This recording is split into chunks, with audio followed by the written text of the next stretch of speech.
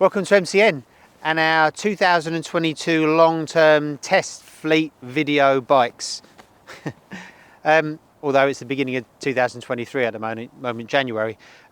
Normally I'd be the one asking the questions to our MCN colleagues who've been running long-term test bikes. But today we're talking about my bike, so I'm going to be talking to myself. And this is my Triumph Tiger 1200 GT Explorer. Now, I've got a lot to say about this bike. I absolutely love it.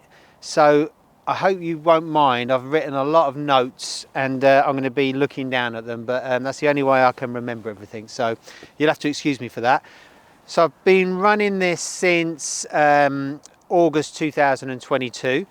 It's January 2023 now, as I said. I have done, or the bike has done, nearly 12,000 miles, and I've done about 10,000 miles of those, so I've done a lot of mileage, and it's actually my second Triumph long-term test bike. Normally we just run one long-termer through the year, but this year I've run two Triumphs, so I did have the Speed Triple 1200 RR, and then I moved on to this bike. And it's also the first venture bike I've ever lived with, and it's the first bike I've properly used through winter. I've had long termers before that I've used through winter, but I'm so precious about them, I kind of just use them when it's nice. Whereas this, I've decided that this is a workhorse and I'm going to use it as a workhorse. So much so that I've actually taken my car off the road. I've sawned it, which if you don't live in the UK, sawn basically means when you suspend the tacks.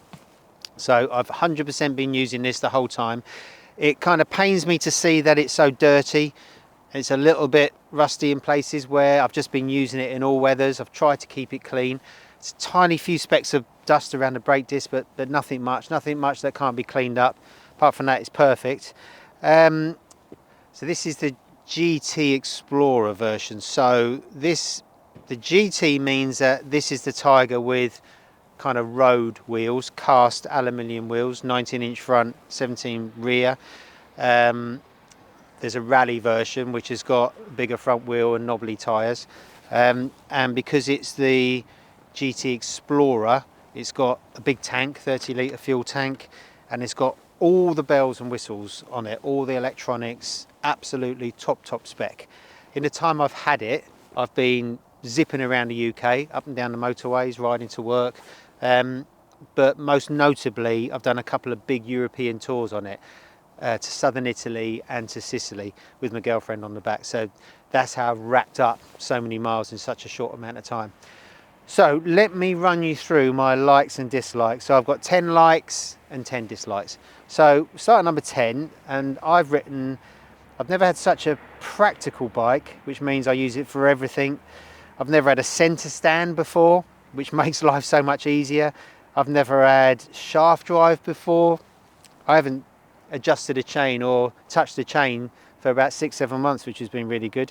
And it's got loads of luggage space. So this bike doesn't come with these hard panniers and top box. They're an extra. They're about £1,500 for this lot, but they're really good. They're really easy to fit on and off. They literally, you could almost throw the luggage at this bike and get it on, which isn't, you can't say that about a lot of pannier systems. And there's so much space. I cram all my weekly shop in there, my holiday stuff. It's superb. And then, not content with all this space, I've got this little tank bag, which is an Oxford tank bag, which is like a quick release one. And it's really good for when you're touring. You just sort of keep your knickknacks in there. You know, when you're at tolls. I've actually got my sandwiches in there now. And what I also do is run the cable for my heated kit through the tank bag and onto the power socket, so it keeps everything nice and neat. And this has got two power sockets. The one at the back I'm using for my heated gloves, and the one at the front I'm using for my heated vest. So it's really practical, and it makes living with this bike so easy. I have not missed my car once. It's been that good, and I'm really going to miss it when it goes for that reason. Number 9, superb weather protection from the bodywork and adjustable screen. Well, yeah, this bike is massive. You sit really cocooned behind all this massive bodywork. you know, you could almost ride this bike in the rain and not get wet because the bodywork's so wide. It's got a big old screen, it's got wind deflectors, you can adjust the screen manually, which you can do quite easily with one hand on the move, he says. There you go. So yeah, so the weather protection, especially now I'm using it in the winter, is superb. Really, really good. Number 8. Oh, this is a long one. T-plane crank 3-cylinder engine. It always starts on the button. There's no oil leaks or anything like that. There's no shortage of power or grunt whenever you need it. So yeah, so that's true. It's a powerful engine. It's Triumph's new 1200 triple. It's a T-plane crank, so it's got an uneven firing order. It kind of feels like a V-twin. It feels like a KTM V-twin to me. With kind of a little bit kind of clattery in the way it sounds, in a nice way. It's got loads of grunt, never short of power. It's a very, very fast bike. It's very smooth. The throttle response is amazing. The only thing I'd say, it's not like the Speed Triple with this normal 3-cylinder engine. It's not the most characterful engine. And while it's really good at what it does at the time, it doesn't really, the performance and the way it acts doesn't really stick with me. But it's a very, very characterful engine compared to the normal crank engine, and I think this would go really nicely in the Speed Triple. Speed Triple is very bland. I think if I had this one, it would be up there with the Tuonos and the MT10s of the world. Right, number 7. I'm riding it mostly in the dark nowadays because it's winter. So the lights and the backlit switches are really useful. So these lights are fantastic. They just absolutely turn night into day.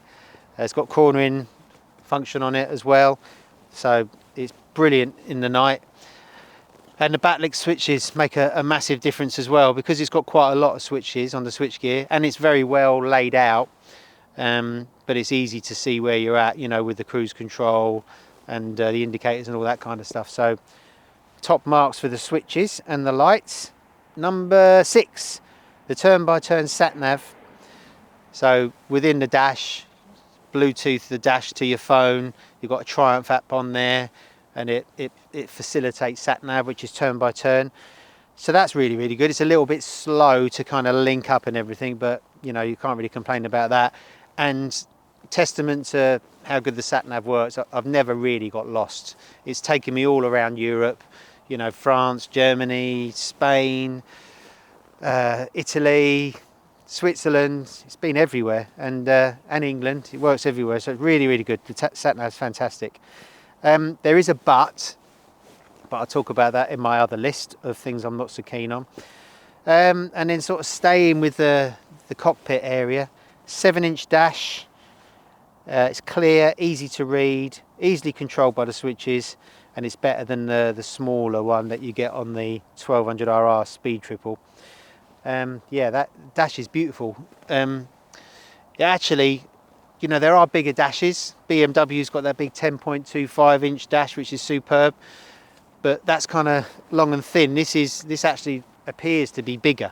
So, you know, it works really well. The graphics are nice and clear. It's really easy to read. Everything's easy to control via the switchgear. It just takes its time to wake up. When you start the bike up, it takes a while to chime in. And when you're going through the functions, sometimes it takes a while to chime in. But the amount of information you've got through all the menu pages is just incredible. And it's a really, really, really lovely dash to live with.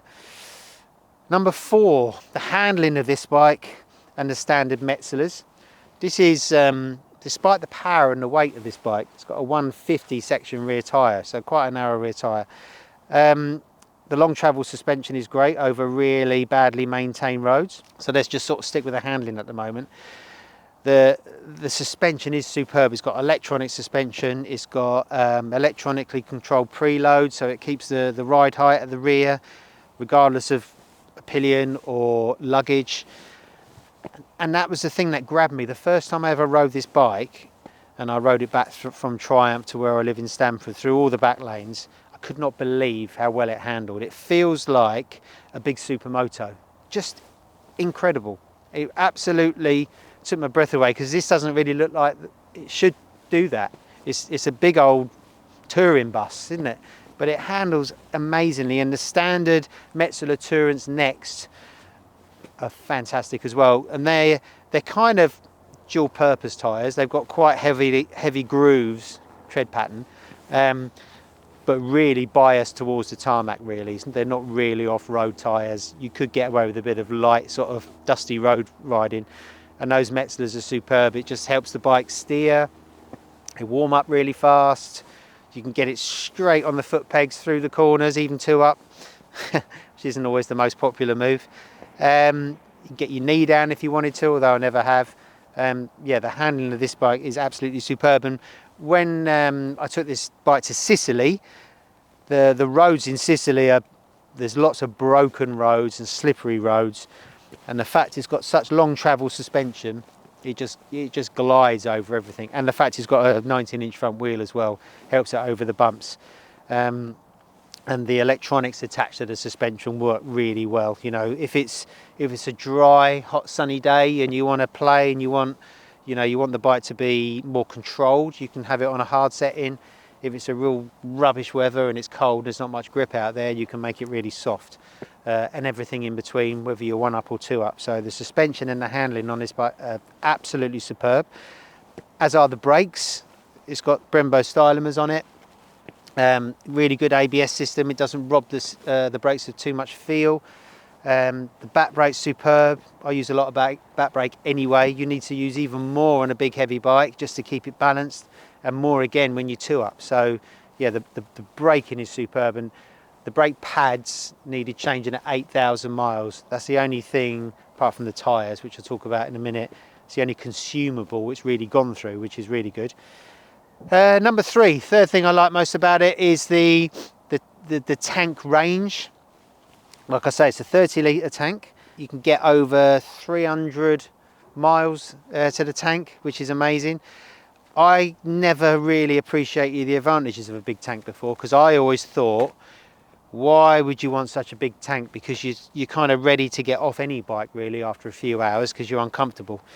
But it's more than that. It's when you're on a big trip, you don't want to be filling up for fuel every time you stop. You know, it's nice to stop after a few 100 miles and still have enough fuel in the tank. And what I've noticed in the winter is when you got all your kit on, when you leave your house and everything's sealed in, and you know you don't want to get cold again, it's nice not having to stop at any petrol stations where you've got to take your kit off. So you know, there's lots of nice little advantages to having such a big tank.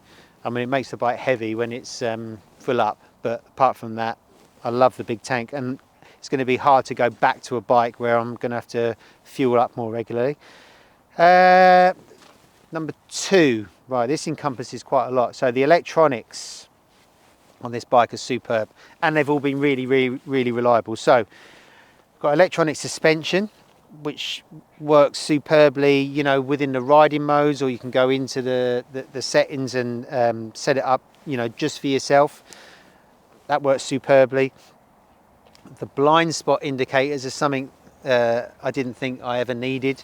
They're little lights in the mirrors that show when you've got something nearby in your blind spot.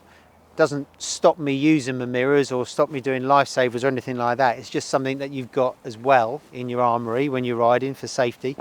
And a few times they've come on where I haven't noticed traffic, generally sort of through busy towns where sometimes you get cars coming up just underneath you, or quite often on Italian motorways where suddenly you've got an Alfa Romeo under your armpit that's trying to undertake you, which is really good. So you know, I really like those. Again, I find it hard to go back. It hasn't got radar cruise, but it's got normal cruise control. I'm not a big fan of radar cruise anyway, because I don't think it reacts fast enough to what you want to do. Carry on the electronics, the traction control and the ABS, superb. I've only really seen them come on in Sicily, where the thing's trying to break traction all the time. So you know, that's really, really smooth, really works well. It's got wheelie control as well. This is the first bike I've never wheelied, which I'm quite ashamed of myself. Perhaps it's my age, but it's not really the kind of bike you want to anyway, and I'm sure it would.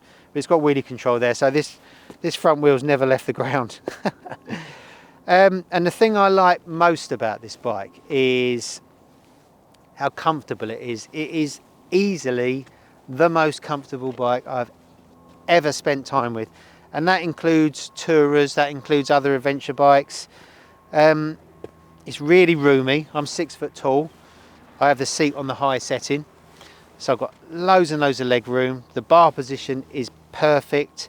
The seat, I can literally ride. Some of my long Italian riding days were 12, 13, 14 hours, and I've never known a seat like it. It's so comfortable. And it's the same for the pillion as well. That you've got a nice big wide pillion seat. You've got a backrest on this top box, and good foot position. The bike doesn't vibrate. There's no nasty vibrations going through the bike. There is a big gap between the rider and the pillion, so they get quite a lot of wind blast. But it's really comfortable. I've also tried the rally version, which is even better for me because it's even taller. It sits on taller travel suspension. And I can dangle my feet on that when I'm going along and not touch the floor, which I can't do on any bike. But I wouldn't go for the rally version because I prefer the smaller front wheel because you've got a better tyre choice. And also, strangely, on the rally, even with the brake span all the way in, the lever's too far out, weirdly. So there's a lot I love about this bike, but there's a few little nitpicking niggles. So, number 10. So it's a heavy thing, as you can imagine, especially when it's full of fuel, especially when the luggage is full up, especially when there's a pillion. And for 90% of the time that weight doesn't matter, but when you're in sort of a difficult terrain, when you're just pedaling it around, or it's mainly at walking speeds and sort of parking speeds where the weight is can really be felt. But it does carry its weight pretty well, so that is a small minus. The next one on list, number 9, is the sat nav. Like I say, it's great that it's got sat nav. It works really well linking to your phone. But the problem with the sat nav is it's turn by turn, so you're literally relying on what it's telling you. You can't see a map, and it only tells you where you are, not where you need to go. So if you're on a motorway and you see a slip road, even when you're on the slip road, it tells you the motorway you're on now, not the one you want to be on. So that can get confusing sometimes. And the same on roundabouts, kind of tells you where you are now and not what turning. So I think the sat nav could be improved. Okay, so number 8, and it's not the bike's fault, it's more what I've done. I've changed the tyres from the OE Metzeler Tourance Next to Bridgestone off-road tyres, the AT41. These are kind of quite heavily off-road biased. You can see from the tread pattern that they're designed for the road, they're designed to be dual purpose, but that tread pattern is really for off-road. And given that they're very off-roady, they do perform very well on tarmac. So they work well when it's warm. They've got enough grip where if you wanted to, you can scrape pegs, you can get your knee down, you can do all those kind of things. But I think I chose the wrong type of tyres. Because I never go off-road, I'm getting some of the disadvantages that I don't want. So there's a number of disadvantages. Number 1, there's a lot of tyre noise off this front tyre. So at 70 mile an hour, it kind of whines like if you've heard a Land Rover go down a motorway or road. It's just a loud whine, and you really hear it. I never thought you could hear tyre whine, but it's quite a loud tyre. It also isn't as sure-footed going into corners because you just haven't got the tread. You've got no rubber on the road. There's a lot of missing rubber where it's got such blocky tread design, so you can't stuff it in like you can on the sort of more road orientated tyres. They don't work so well when it's very cold. Cold and dry, they're fine, but cold and wet, anything below 4 degrees, there's not a lot of confidence there. Yeah, they really want to understeer. I'm not very keen on them in the cold. And strangely, they reduce the MPG because they whine and they've got a lot of resistance on the road. The MPG goes down by sort of 4 or 5 MPG and about 20 miles off the tank range. So, they're wearing quite well. I put these on round about 8,000 miles, but I think if I had my time again, I'd I would use Bridgestone's sports touring tyres rather than these, unless I was going to do a lot of off-road. Number 7, I've had a few little mechanical problems, really minor. Generally this bike's been really reliable, it's never let me down, it's never left me stranded, but I've had to have the clutch bled a few times. I've had to do it myself when I've kind of been on the road with no tools, so I've had to back bleed the clutch. So basically what that means is it's a hydraulic clutch, so I've taken the lid off the reservoir and I've pushed the lever, the clutch actuating arm. I've had to use like a end of a hammer to just push it to give me leverage, not whack it, but just use it to push it. And if you pump it, you can actually get bubbles coming out the reservoir. So that's a sort of a handy trick if you've got no tools. That was kind of, you know, get me out of jail kind of fix. But it's been back to Triumph a couple of times to have the clutch bled, and it seems to be okay now. So that was one minor. And the other one was, I was riding down the motorway one day and the plastic cover came off the throttle tube assembly, which meant as I was riding along the tube just span around. So God knows why that fell off. I've never known anything like that before. Maybe the screws were just loose. It's just one of those things, so it's nothing to really worry about. Number 6, and things I'm not that keen of, it's really hard to clean. I love cleaning bikes, but you know, this thing with all its tubing and everything, it looks like the Pompidou Centre in Paris. It's very hard to get into the nooks and crannies. It's really hard to get to the shock. It's hard to get behind the exhaust headers to clean the engine. And there's not a straight, uncluttered panel on it. So it takes an absolute age to clean. Number 5. I've written bland finishes, blends into the background, makes me not want to absolutely fall in love with it.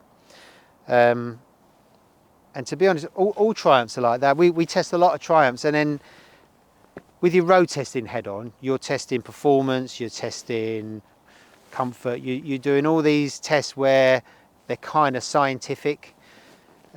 What you can't ever really comment on are looks, because it's so personal. And Triumphs have never done it for me, even though most Triumphs are fantastic to ride and to live with and to own, as is this. But there's something about it that I can't, it's just not sexy. I think it's because, you know, a lot of the finishes are satin finishes. They always have been. Even on Daytona 675s, the frame was kind of that, almost like the hammerite finish. And it, you know, in the colours as well, it just looks very drab. You know, I don't open the garage door and think, wow, as much as I love this bike, I never turn around and look at it when I finish riding it, even when I finish cleaning it. It's kind of very utilitarian rather than something you can kind of, you know, just absolutely love and polish. And that kind of leads me on to my number 4, that the fact that it just lacks a little bit of character. So I've had a lot of time to think when I've been riding this bike, and I think it never fails to impress me how good it is. And I always ask myself, could I own this bike? Would I want to buy this bike? And I think not, just because it's not memorable. When I'm riding it, it is the best thing ever, because it's such a good tool for the job, but it's not memorable. And in some ways I'd rather have a lesser, more characterful bike than a brilliant, slightly bland one. So bit of an odd criticism to say a bike is too good, but it doesn't sort of get me. Number 3, heated grips. It's got heated seat, which is fantastic, but the grips just a real letdown, really disappointing. They've got 2 heat settings, and even on the most powerful heat setting, they just don't really cut the mustard. They're easy to operate with a little button next to the grips, but they need to be a lot hotter, especially when it's cold like now. Number 2, wind noise. All adventure bikes suffer from noisy screens. It's because they're so vertical, because there's such a lot of bodywork at the front of adventure bikes, all these sticky out bits. And you really, because I get to try loads of bikes, you know, if I jump from this to a Suzuki GSX-S 1000 GT or a Ninja 1000 SX, for example, they slip through the wind almost silently compared to adventure bikes like these. Even super bikes and sports bikes are quieter than adventure bikes to the screen, so that's something I'm not really keen on. And the thing I like least about it, it's another nitpicky thing, so you can tell how good the bike is, but the bike sits too high on its side stand.